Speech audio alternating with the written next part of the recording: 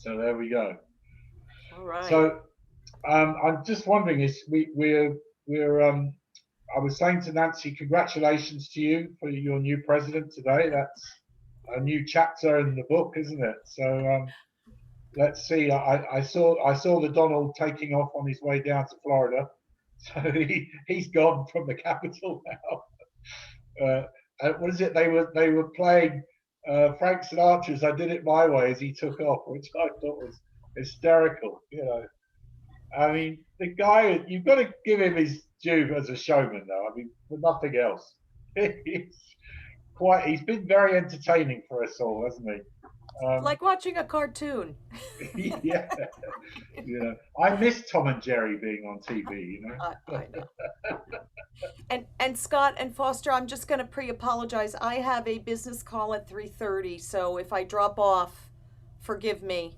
It's That's only that's an hour from now, right? yeah, yeah. Oh no, So we'll be. We're definitely going to be done by then. okay, okay. Yeah, yeah. I mean, I like to try and keep these calls down to around 45 minutes, because it's for the Europeans, it's now 7:30 in the evening. You see, so it's a kind of a different deal. Yeah. But let's welcome Alejandro. How you doing? Thumbs up there. And Harvey, I'm not sure we can't you see you, Harvey, but we know you're with us, so that's good. Um, Alejandro, good to see you again, buddy. he's not. He's coming online. I think there in a minute or two. Okay, yeah. He's So one. I wanted to take you back a little bit, and first of all, introduce you to everybody that's online here. Um, I'm very fortunate tonight, folks, to have with me Foster Owusu, who's very kindly decided to join us from his home in Toronto, Canada. And for those of you who are not familiar with Foster, he is an author of two books. This being the most famous one here, which I've read cover to cover recently. Um, Fire Your Boss and Hire Yourself. What a great title, I mean, really is. And then more recently, co-authored with John Solider, Leave Nothing to Chance. But I think what we want to do this evening, Foster, with your permission, is to focus on your story personally. And I'd like to, if I may, take you back to the early days when you started out life, I understand, in Africa, and then made your journey across to Canada and started a new life, and found your way into this wonderful industry we call network marketing, and the successes you've had and the people you've met. And I'm going to hopefully either share my screen with you, or if you want me to click through some slides, whichever you decide, we can take it from there. But yeah, I'm delighted to have you to come and talk with us here in Europe tonight. I've read your story, as I say, it's very inspiring. A lot of the quotes in there from some industry leaders, some great stories, clearly a lot of love for you, sir. And so without further ado, I'm going to hand it over to you, Foster. Perhaps you begin by just kind of recapping a little bit about your early days, and then we'll prompt it from there. Is that okay? Absolutely. Great. Well, thank you, Scott, for having me. And yeah, I'll just tell you a little bit about my early childhood journey. And then, of course, once we hit the network marketing industry, then you can probably use some slides and I will comment on those. Sure. But yeah, so I was born and raised in Ghana, West Africa. To some of you, you may probably know that as Gold Coast, but from time to time I joke and I said it used to be Gold Coast until we run out of gold. Now we call it Ghana. But I had a, let's say, an early childhood struggle because both of my parents died when I was young. Young in the sense that by age 7, I had already lost my mom. And by the time I turned 15, my dad was already gone. So that part of my life was not all that pretty. Um, Unlike here, where I'm living today in Canada, having the social infrastructure where at least you can get support at least from a psychological point of view, and also having the economic background to support you. I did not have that. So everything about my life it's been a struggle, put it this way. Um, but one thing I never gave up was hope. I had some people around me, they didn't have much, but they had love. And I think it definitely helped me through some of those struggles. And today, when I meet people and they are able to tell stories and share stories about their childhood and talk about books and stories and TVs and stuff, and I just sit there and watch because not because I'm not interested, but I just could not relate. I'm one of those people that don't remember seeing electricity until I was 16 years old. Now, every time I share my story, I try to tell people it's not for you to feel sorry for me. It's just that was my reality. I'm not sharing it for anybody to feel sorry for me. But today, when I get the opportunity to speak to people that are somewhat struggling, I try to help them to put things in perspective because where I am today, I mean, I tell people it's only by His grace, it's not my doing. So I am a miracle child. Almost 60, but I still call myself a child because somebody's definitely looking out for me. And, I have been very fortunate. It wasn't long ago that my good friend John Solider did an interview on me, and he was asking questions about what gave you this hope not to give up. And I said, well, I have seen certain signs that shows that when you don't give up on yourself, miracles do happen. For example, right after I finished, community college, I had the opportunity to land my first job in Ghana. And that particular job taught me something. I worked for Ghana National Procurement Agency with the accounting department. And that particular position, we had 72 people applied for the job. 6 were picked out of the 72, and I was second on the list. Well, that in itself gave me a little boost about life. It's like, wow, okay, there's hope after all.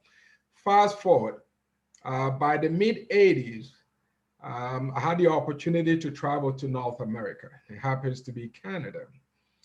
I got here precisely in 1986 and did what most immigrants would do. I landed my first job in Montreal, and I was working in a plastic factory because I had to get a job right away. There were folks back home depending on me to support. That was in Montreal. And then by late 86, I realized not speaking French, it was going to be a much tougher journey. So I made it to Toronto, Ontario, and I got my first real job in Toronto. Fortunately, I stayed there until 1999. But before I saw Immunitech, there was another glimpse of hope about this industry. And I always refer to it as it came to my rescue. Mm-hmm. Precisely in 1989, I got introduced to a network marketing company. And I think that's where the first slide that I share with you comes in, because I was looking for that picture, but the only one I could come out with was the picture at the back of my book. And as we share this particular cover, you will see to the, I'm standing next to an incredible man. Unfortunately, he passed away 2 years ago. His name is Mr. Rich DeVos. And his company probably is the largest network marketing company by sales volume by far. And I was introduced in May of 1989. And the person who introduced me was also fairly new. But the gentleman who did the presentation, he was an Air Canada pilot. His name is Jack Badan, and he was literally showing me an opportunity where I could earn an extra $2,000 a month. I was so excited about that possibility. I was working and going to Seneca College at the time, and literally I said to myself, man, if I could earn $2,000 a month, that means I could go to school for the rest of my life. So I was excited about that. Fast forward, this man did something for me, and there was an incentive. It would be similar to what we call an incentive trip with Immunitech. And if you qualify, you get the opportunity to meet this man. Now, there were people in his company at the time who were diamonds and above, but you still must qualify to meet with him. And it was a big deal. Now, remember, I had no experience in the industry. All I did was I asked my upline, what do I need to do to get to meet this man? Now, to put things in perspective, at the time, he was featured on what they call Fortune magazine, and they had a list of the world 101 richest people, and he was somewhere around number 56.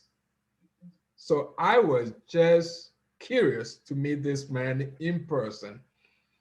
Everything that I had to do, they say you had to go something called Quicksilver. Well, I did not understand it, but I knew what I had to do. Fortunately, I went what they call double Quicksilver. And to him, it was like, wow, who's this young man? So at the time, at this banquet, and I received some other present that, there's stuff that I have in my home that it says, you are the difference, an evening with Rich, because his name is Richard DeVos. Yeah. But he tapped me on my shoulder at this banquet, and he says, son, you have the right posture. You keep doing what you're doing, and you become very successful someday. Now, posture, I used to play soccer, but I thought maybe the way I walk and the way I was, and indeed it was. I asked a double diamond at the time, what did he try to say? So, wow, if he said that to you, you are very fortunate. It's definitely saying something about you that means that you have a good, positive attitude. You keep going. I said, wow, love that. That was the beginning. Fast forward. Well, I'd like to stop you. I'd like to stop you right there. So for those of the folks that are listening, just to put that in perspective, I mean, Rich DeVos and his business partner, Jay Van Andel, were the founders. Oh, he was the son, actually, wasn't he? But it's his father was the founders of the #1 network marketing company in the world to this day, which is, of course, Amway. And, to put that in perspective, that Foster was welcome on the stage by one of the founders of the whole industry, it really says a lot. And that you set your goals to achieve without knowing what you're doing. And this is what's so fascinating for me in this industry, as I've been here, a long time like you. It's you meet people from time to time that inspire you to really fly, and clearly that's what happened here. And, so carry on with it from there, Foster. I just wanted to sort of interject and let everybody know who this guy was, really. Yes, appreciate that. Yeah, so fast forward, I was with that company, and I would say that everything that prepared me for Immunitech was lessons from this company, because they gave me a solid foundation in terms of understanding how things work in the industry, and being able to focus on your dreams. So I did that for a while, and 1999, precisely February 3rd of 1999, I had the opportunity to meet somebody who shared Immunitech with me.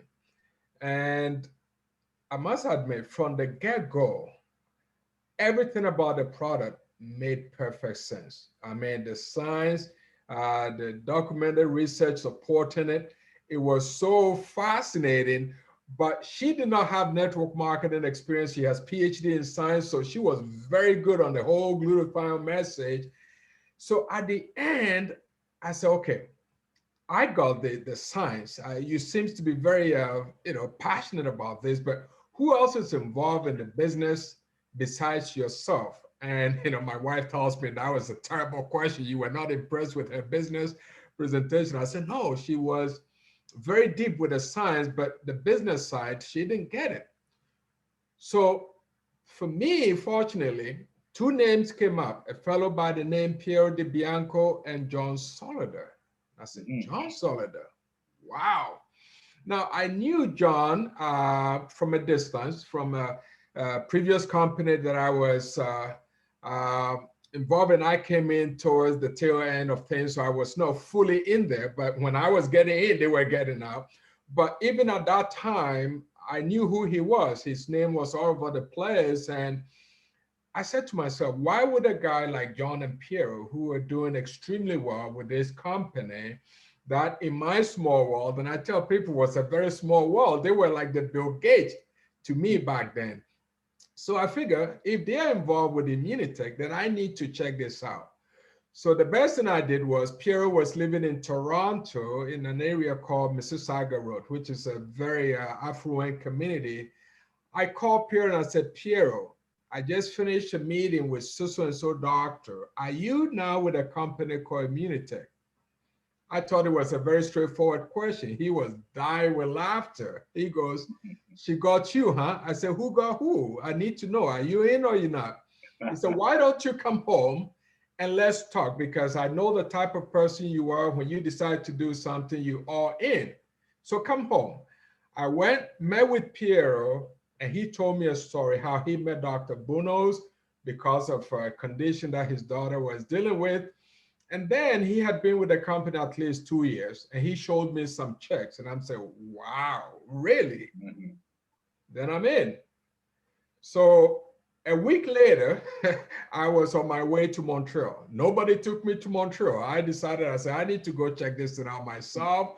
I drove to Montreal, and as you can see, I was in my jeans and everything, and I got there. But then the next slide was when I had the opportunity to go to the office and met Mr. Chuck Robert. Now, this picture for me is very significant, unfortunately. It wasn't today when I would say I had it on a digital camera. So this is the best shot I was able to share with Scott. But what is more significant, apart from my meeting with Mr. Chuck Robert, who's the founding president of Immunitech, is something that I saw, which I believe most people don't see today. I saw something that was more than just a $500 investment. So when I took this picture with him, I put a statement on it that I like to think that my investment with Immunitech is $500,000. That's why I treat it like a business. As a man thinks, so is he.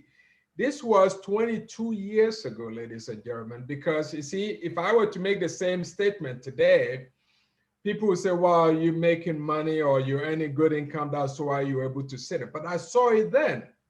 I did not treat my Immunitech business as a $500 investment.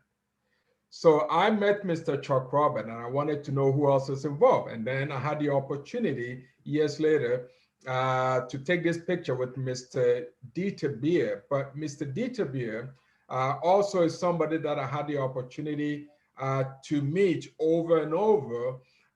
Fortunate for me, he lives now just about 35 minutes from my home, a little bit on the countryside. Beautiful, beautiful property. Literally, you know, it's on a farm property, and I get the opportunity to visit this man. Sometimes, I tease him. I said, you must regret for not having a son. He has two beautiful daughters, and I'm like his adopted son. So I get to visit him even during this COVID once a month, and we keep our distance. But to see the caliber of people behind Immunitech from day one, people that had already gained their financial success, they were, retired, semi-retirement, stage when Dr. Bruno started knocking at his door, and eventually through him, Mr. Chuck Robert and John Molson came on board. So for me, it was like seeing real business people, real solid business where my future, I knew was going to be secured if I do my part. So that was part of it. I knew from day one that I was going to succeed. I was all in. It wasn't a partial, commitment.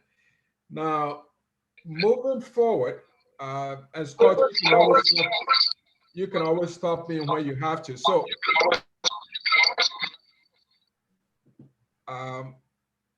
yeah, so something else happened. Scott, I don't know if did you make me a co-host? Is that why it's No, echoing? I'm just somebody's actually got their mic open. I don't know who it is. So I'm just trying to find out where that is. Sorry. Okay. No, I can't. Okay, so if you can go back to the screen where I was on the cover of the magazine, that would be great. Sorry, there we go. Wonderful. Yeah, so this is another significant moment in my Immunitech career. Back then, today we're doing everything electronically, but the company used to have periodic magazines, and I've been featured in a lot of magazines, but they used to call one the Entrepreneur magazine, and eventually they changed that to Focus magazine. And perhaps up until probably about 10 years ago, corporate brochure and product magazines, I was almost in every one of them. At least up until 2012, I was at my peak in this career. And this particular magazine is very significant. I have seen other pictures that it says Foster Owusu from Ghana to success. There's so many stuff I could show you, but this one was a time when Mr. Chuck Robert, the founding president of Immunitech, had retired. He was still serving on the board, but he retired. They brought in a new president by the name Jim Northrop, whom eventually I believe he introduced Mauricio to this company. But Mr. Jim Northrop was our new CEO. But coming from Mr. Chuck Robert to Jim Northrop, morale went down because Mr. Chuck Robert was like everybody's daddy. He was the grandfather of Immunitech on the business side. So when he retired, for some people, it was a negative sign. And I was a diamond consultant at the time, very lucrative income, at least earning over $10,000 a month. And I said to Mr. Jim Northrop, I'm going to be the first executive diamond on your watch. Of course, some people thought that was crazy. And it was crazy beyond the fact that morale was low, and I'm giving myself a challenge. Now, this challenge was not the first time giving myself a challenge. Alejandro, who's worked for corporate and now working with us, he's heard a little bit of my story. So even with Immunitech, when I came in, I look at everything that was going on. Yes, I knew Piero, I knew John, but I didn't see anybody from my race that I could relate. So I asked the question, there's no black diamond with the company? They said, no. I said, well, then I'm going to be the first black diamond. Again, that was another bizarre statement. I became the first black diamond. And then I looked at the executive diamond rank. I did not see any black executive diamond. I said, wow, then I'm going to be the first executive diamond. So at the time, executive diamond rank was 750,000 points. So just imagine new president, new volume, and you giving yourself that challenge.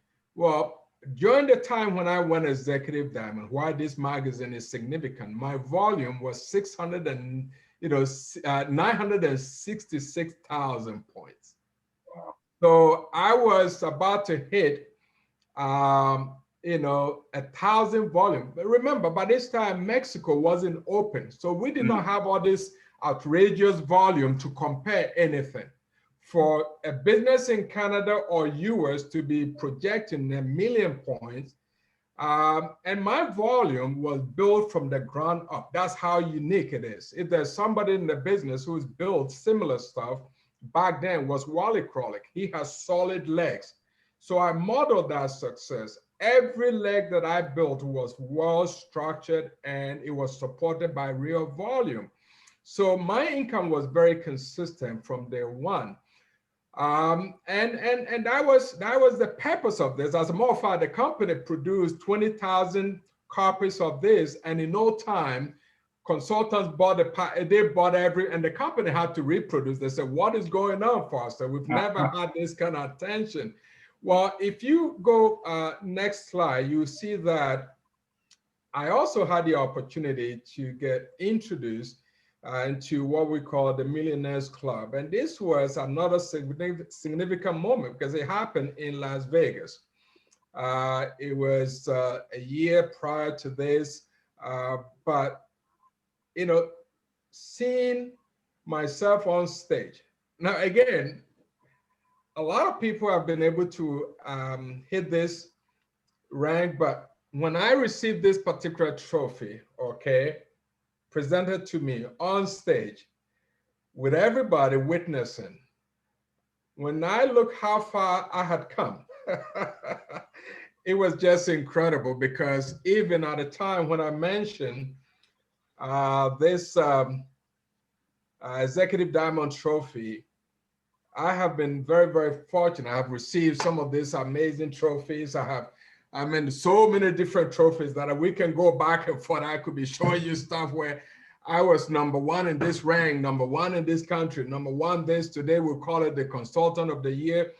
But I'm sharing all this again, not to impress our new people, but to let you know that this is real. I mean, if a guy like me can do this, you need to understand that you have everything to succeed. So fast forward, we have developed this business to a point where my own journey, I realized that I started this business when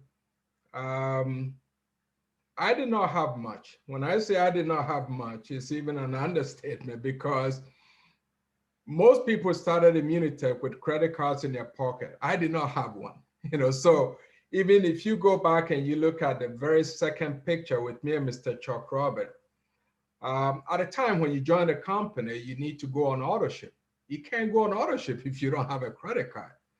So I went to Montreal and I talked to him and I said, sir, I want you to do me a personal favor. He said, what is that? I said, well, I don't have a credit card. At the time I was working with pager. Most people had cell phone. It was a big one, but you need good credit to be able to get a cell phone. Well, I did not have good credit, so I was disqualified right there.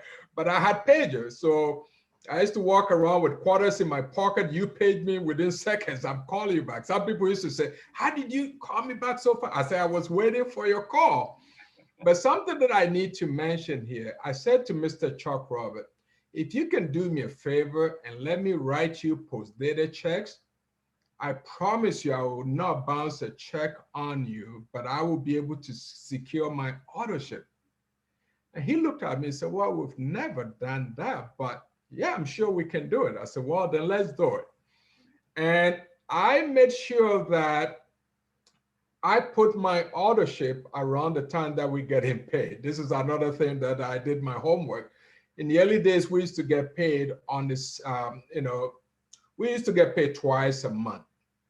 So I remember vividly, I joined the company February 3rd. My very first check was February 18th of 1999. The good news is, has never stopped. I've never missed a check since February 18th of 1999.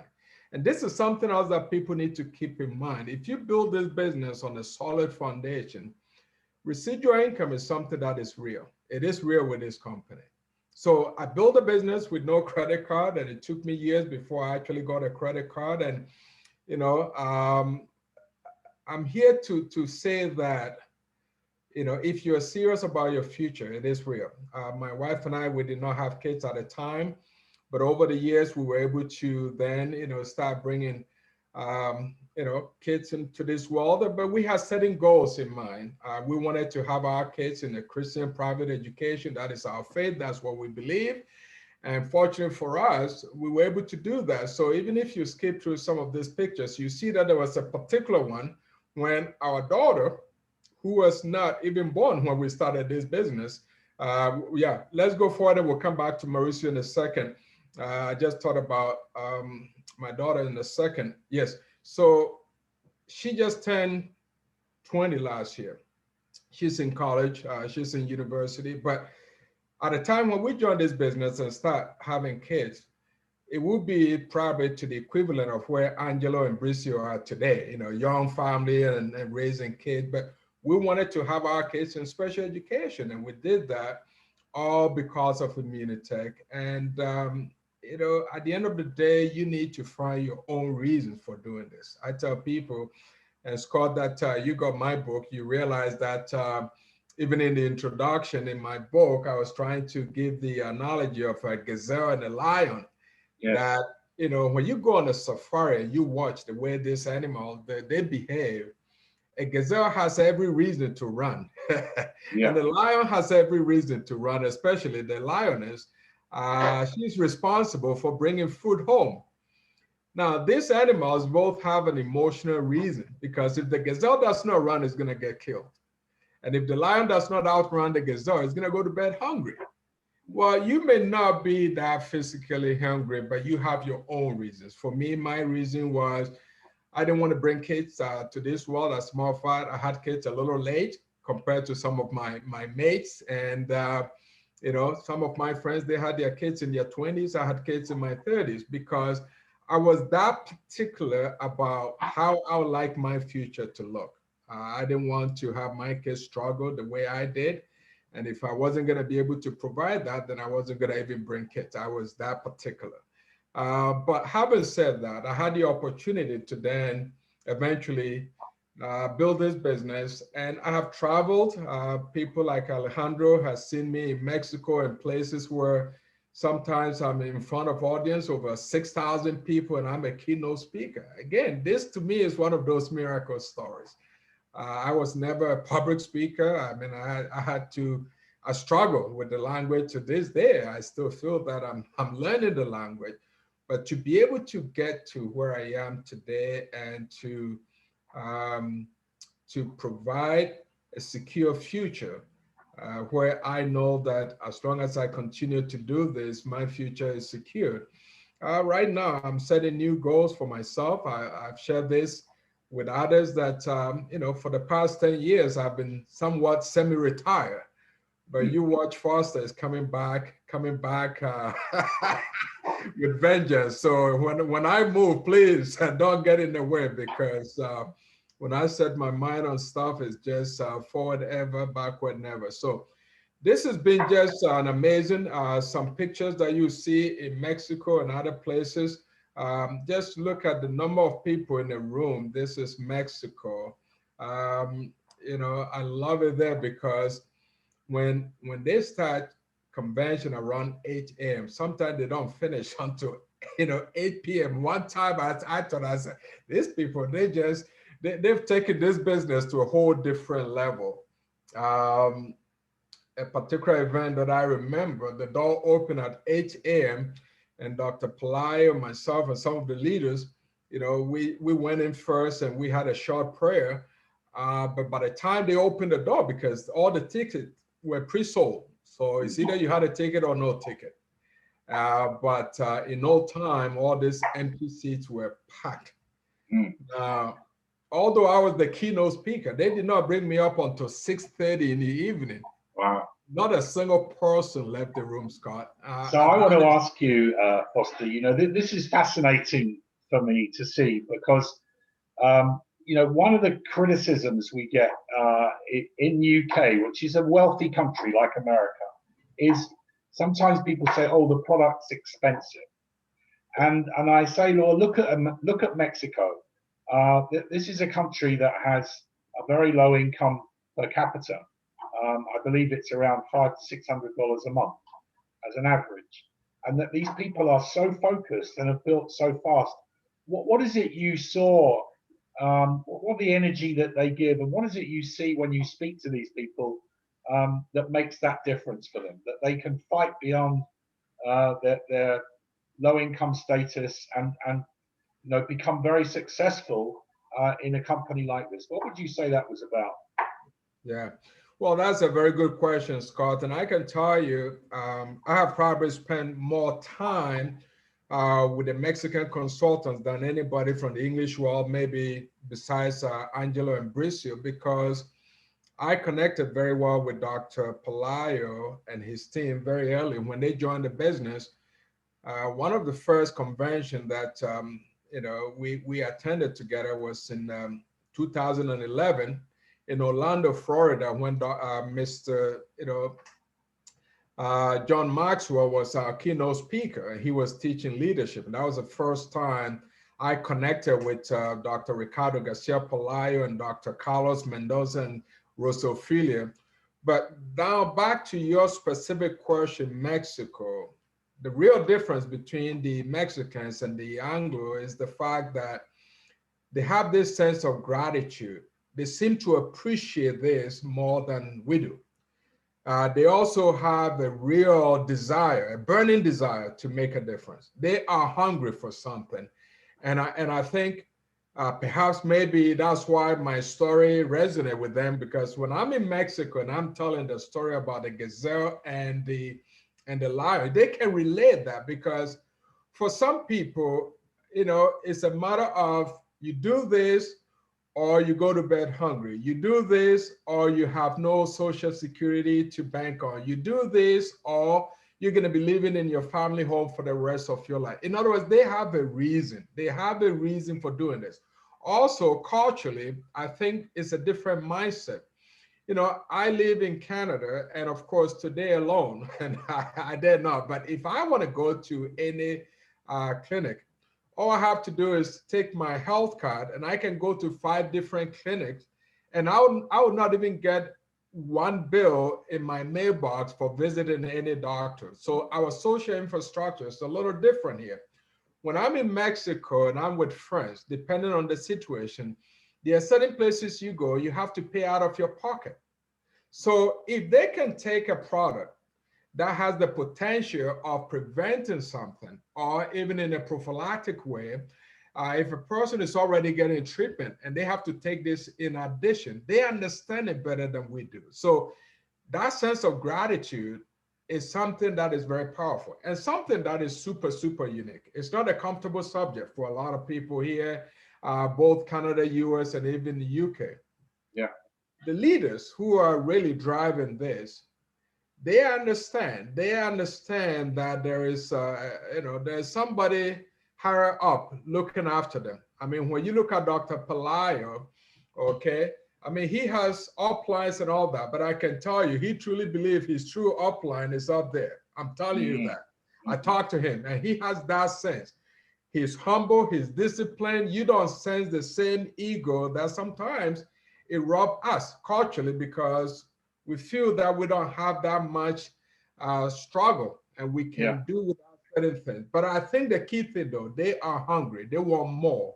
Right. Probably their system have not provided for them, but I can tell you, unless you are hungry for something, it's very difficult to appreciate this. I agree. Absolutely. Fantastic. So in terms of you talking to these individuals, and some of them have all, that's all they've got is a burning desire, right? I mean, they don't want to be where they're at. They want to change their lives, as you've said.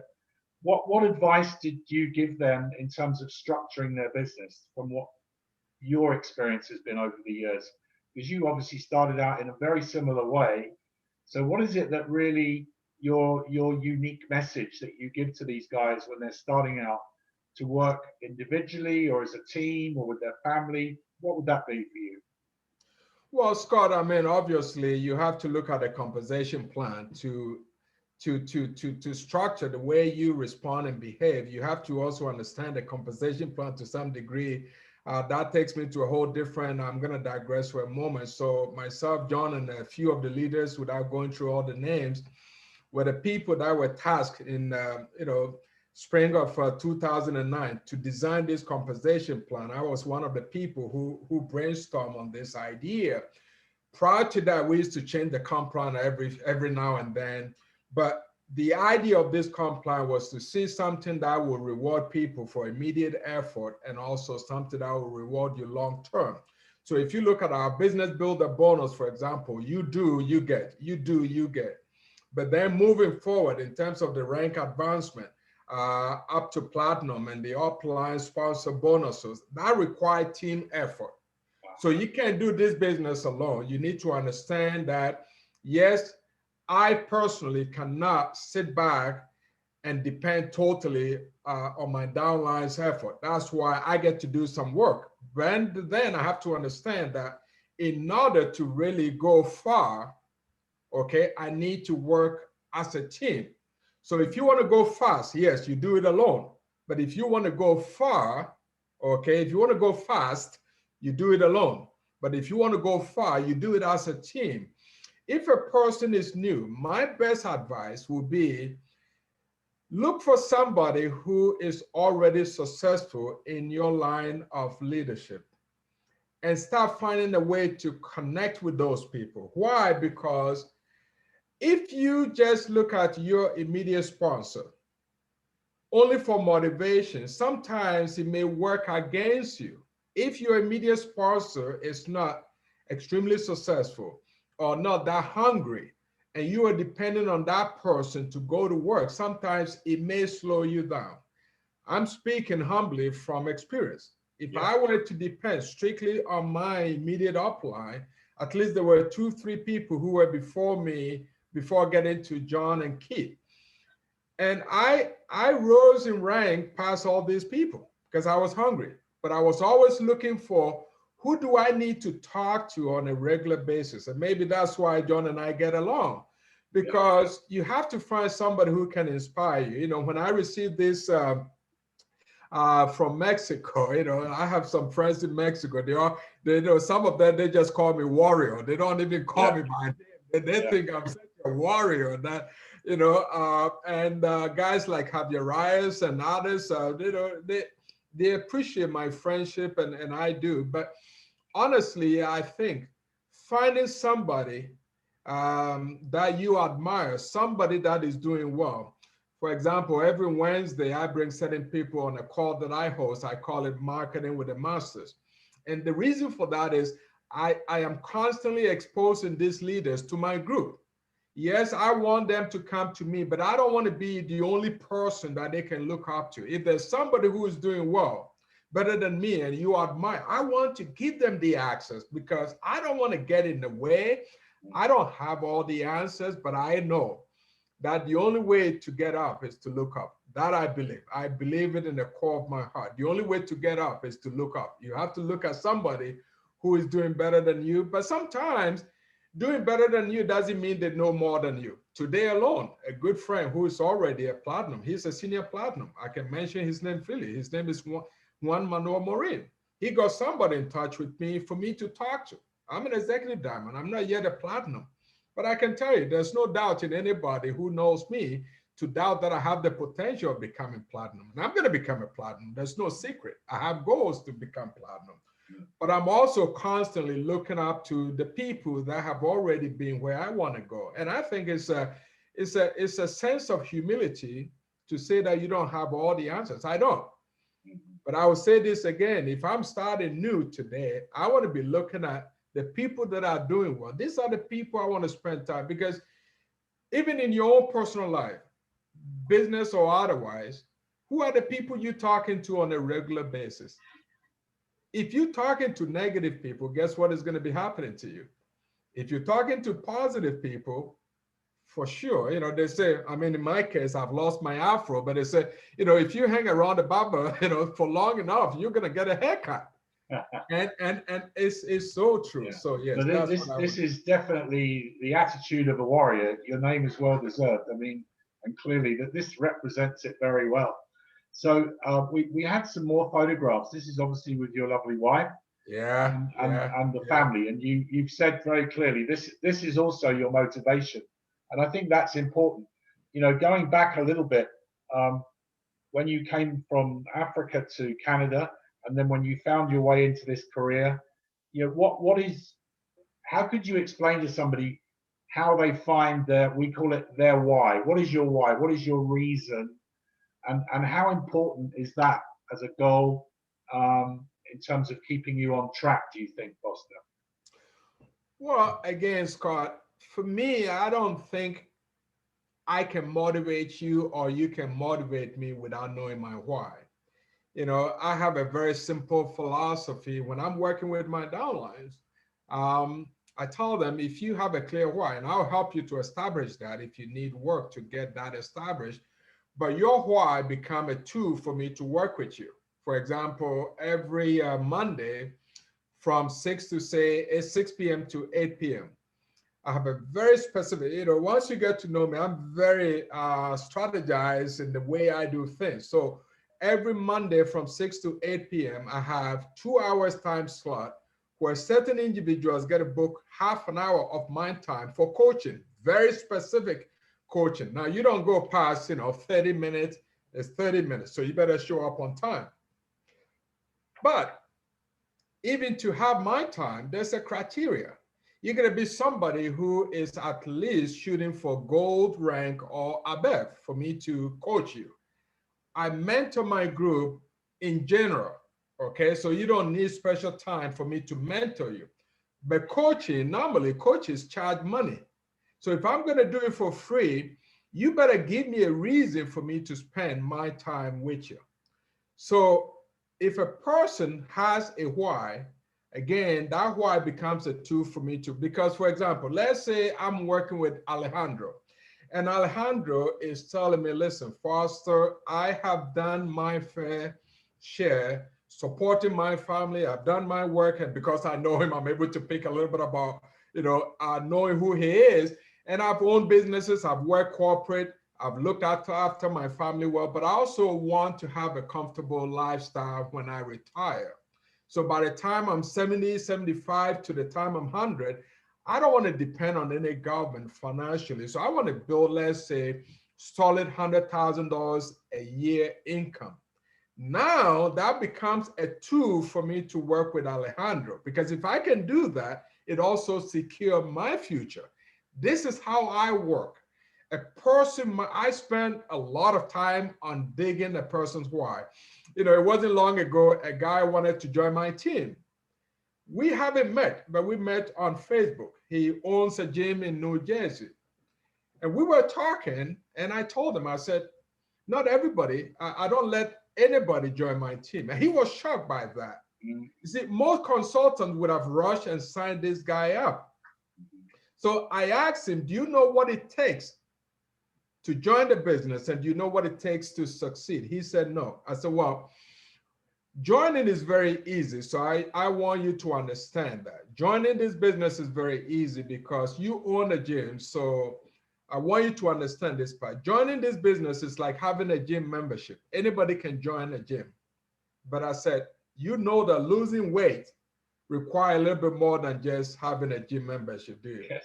You say yes. So I said, well, so if you're going to join this business, I want you to keep in mind what it's going to take for you to succeed. And I gave him certain commitment that we need to consider before this was before December. He called me. When I printed this to him, he hasn't joined yet. We're still talking, but I am willing to wait. In other words, I don't want to sign him up for the sake of him joining my team. A lot of people, and maybe Scott, if I put it this way, it will make sense to you. Yeah, so I'm from a country where most of the homes in the rural areas are what we call the mud house. You make the clay and you just throw it and you hope that it's going to stick. But the ones who understand how to build a solid home, when they throw the clay, they go and plaster it to make sure that it does not just, drop along the way. And I learned from that. It was about 6 years ago. I went to Ghana with a friend of mine who is part of my team. He's from Jamaica, but he's never been to Africa. But when we landed there, we went to my hometown. We did something which he was not understanding why I wanted him to take a picture. So there was at the back of the building, which is what we call the kitchen, because it was a summer home. So I stood on the foundation behind the kitchen, and I asked him, I said, Barry, take a picture with my foot stepping on this. And he did. And he said, what is the essence of this? I said, well, my older brother, who's now 70 years old, was born in this home. Every one of us were born in this home. This house has stood every test. Even though it's close to the main river in our town, this river should have, the river should have knocked this house down. But because my grandmother built a home with a solid foundation, it's still standing 70 years later. He said, I got your point. So I I don't rush the process, and I think if a person has a strong why with something that they're shooting for, wow, yeah, here's another why. So, when I was working, frankly, as you can probably tell, financially, I was challenged. Two things that I did not have much of is both time and money. And, I had a heart to do a lot of missionary work, but number one, I didn't have the money to travel. Fortunately, because of this business, I've been able to do certain things that I don't always publish. But this one was in Colombia. I was on a church mission trip, and I love stuff like this because I get the opportunity to really connect. But I remember even when I celebrated my 20th anniversary with Immunitech, I spent the entire time in Colombia building churches and doing construction work, all from pocket expense. So I mean, it's humbling to say that, when you look at, there's a beautiful quote by El Nightingale, and I know, Scott, you know this very well. He says, success is a progressive realization of a worthwhile dream.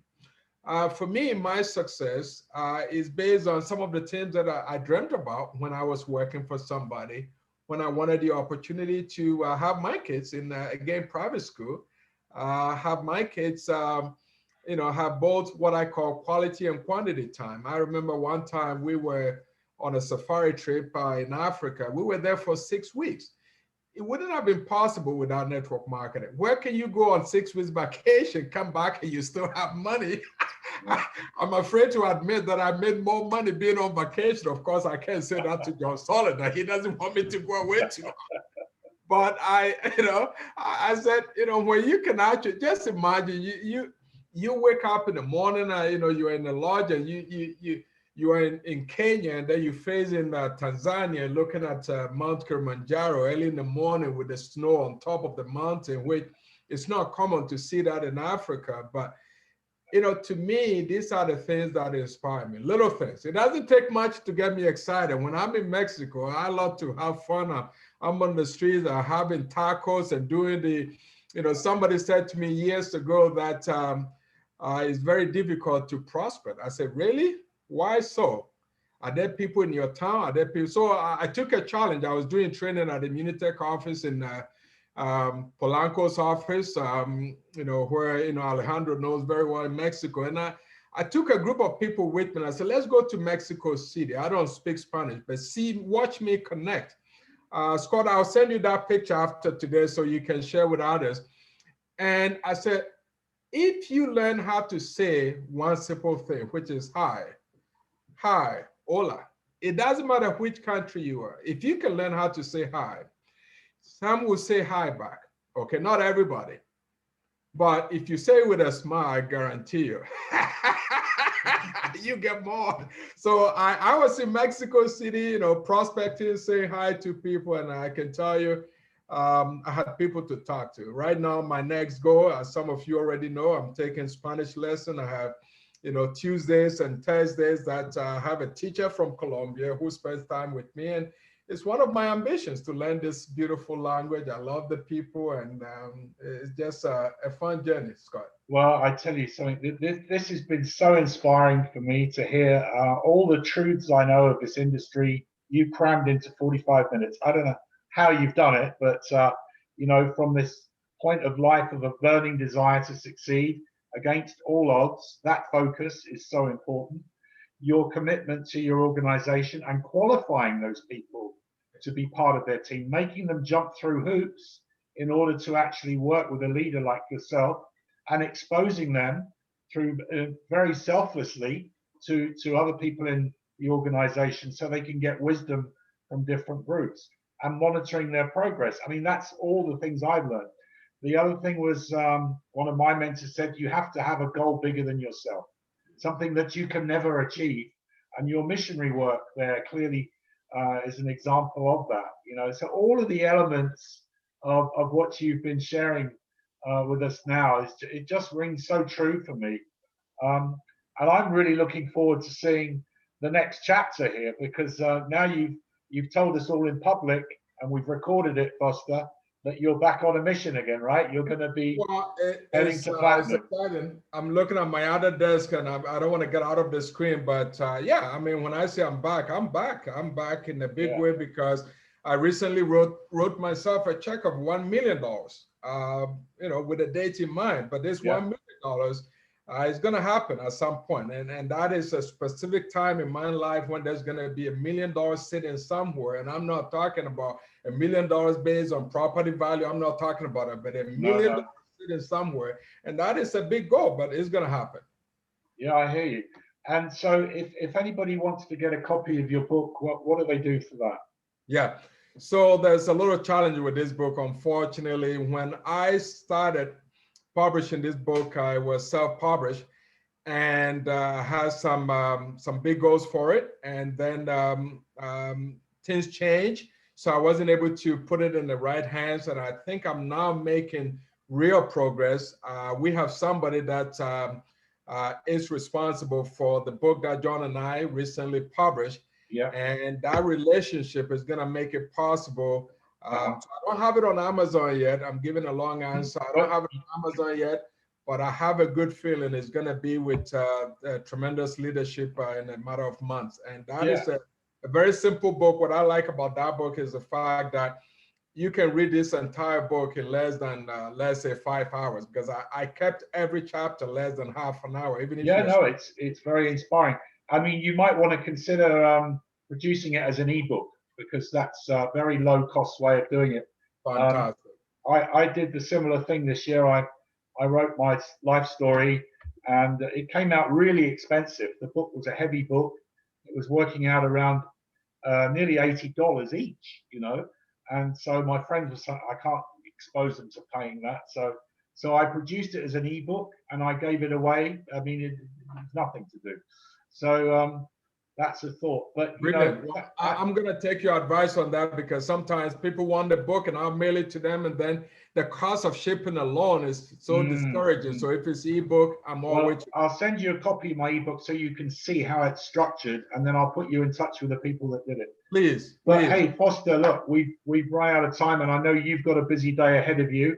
Yes, sir. Thank you so much. I really do appreciate you coming on tonight. It's been a great blessing. And I'm sure everybody's taken notes here tonight. You've got a standing ovation or a sitting ovation, because we're all at home. But we'll do it again. We'll do it again soon. Okay. Thank you. Thank you for the opportunity. Do you have literally 1 minute to answer a couple of questions, or you got? Yeah. So if anybody'd like to ask, Foster a question, just unmute yourself, and then you can do that.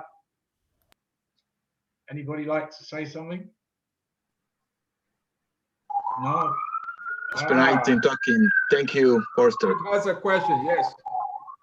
Just to say thank you for your talking, and you inspire to get bigger here in Immunotech. Hello from Mexico City. Oh, you're in Mexico City. Great. Okay. Yes. Wow. When you get a chance, go and see Alejandro, former office in Santa Fe. You're going to be very impressed. Not Polanco. Go to Santa Fe office. All right. I'm going to be in touch with Alejandro. Hi, Alejandro. Okay. Hi. Good. Great, guys. Well, thank you so much once again. Hopefully we're going to get to see Foster when we get live, and we've got to bear in mind, of course, if you haven't got your tickets yet booked, get online and get your tickets booked for the next big event coming up on the 19th of February and the 20th. So that's going to be a very exciting event too. And I'm going to be back here next Wednesday, same time, same channel, as they used to say, 7:30. I appreciate you all. God bless you, and see you soon. Thank you. Thank you very much. Thanks, Scott. Have a good Bye, day. everyone. Bye-bye. Bye-bye.